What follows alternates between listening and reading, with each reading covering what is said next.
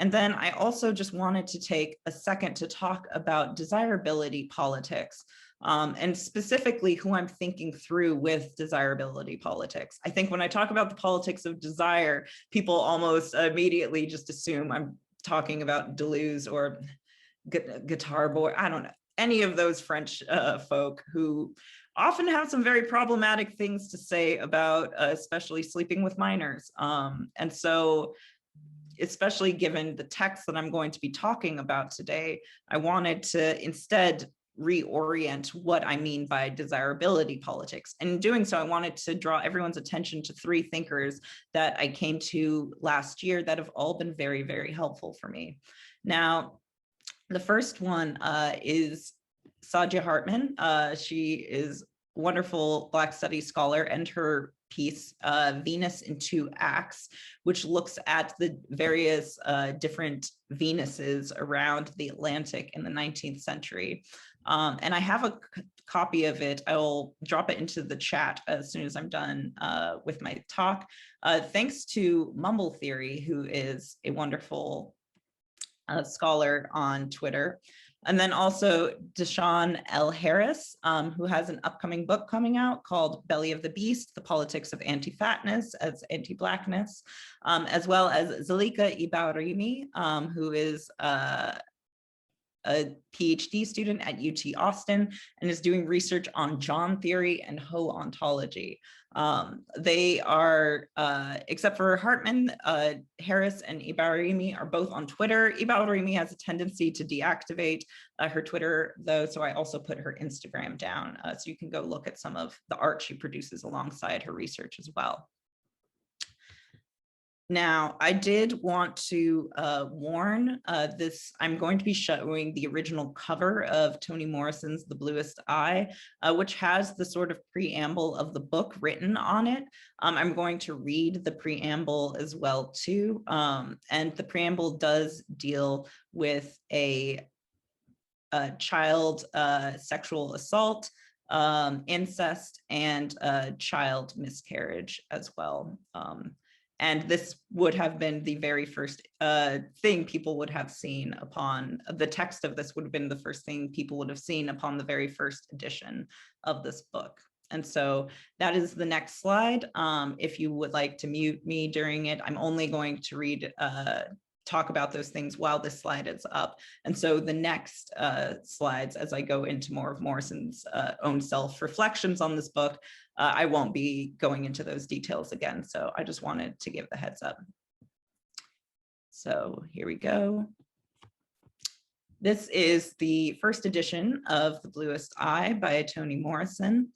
And the text reads as follows. I'm actually going to read from my own copy because there's that little bit of glare right at the edge and it tends to break my flow when I try to read it. So, quiet as it's kept, there were no marigolds in the fall of 1941. We thought at the time it was because Pekla was having her father's baby that the marigolds did not grow. A little examination and much less melancholy would have proved to us that our seeds were not the only ones that did not sprout. Nobody's did. Not even the gardens fronting the lake showed marigolds that year. But so deeply concerned were we with the health and safe delivery of Pekla's baby, we could think of nothing but our own magic. If we planted the seeds and said the right words over them, they would blossom and everything would be all right. It was a long time before my sister and I admitted to ourselves that no green was going to spring from our seeds. Once we knew, our guilt was relieved only by fights and mutual accusations about who was to blame.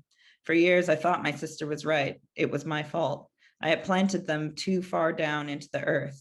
It never occurred to either of us that the earth itself might have been unyielding. We had dropped our seeds in our own little plot of black dirt, just as Pekla's father had dropped his seeds in his own plot of black dirt. Our innocence and faith were no more productive than his lust or despair. What is clear now is that all of that hope, fear, lust, love, and grief, nothing remains but Pekla and the unyielding earth. Collie Breedlove is dead, our innocence too. The seed shriveled and died, her baby too.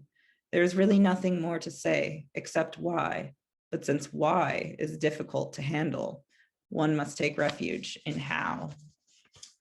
And I also want to read just the very first sentence of The Bluest Eye after that preamble intro, which is, nuns go by as quiet as lust, and drunken men and sober eyes sing in the lobby of the Greek hotel.